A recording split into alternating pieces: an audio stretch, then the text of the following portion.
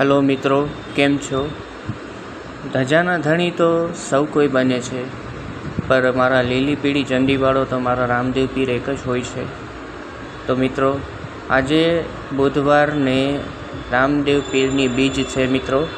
तो आओ आपणे एमनी स्तुति करिए अने आपणे एनुं भजन कहीए के लीला पीड़ा तारा ने जाफर के, लीला पीड़ा तारा ने जाफर के, नीले दे जे पाट पधारो राजा, लीला पीड़ा तारा ने जाफर के।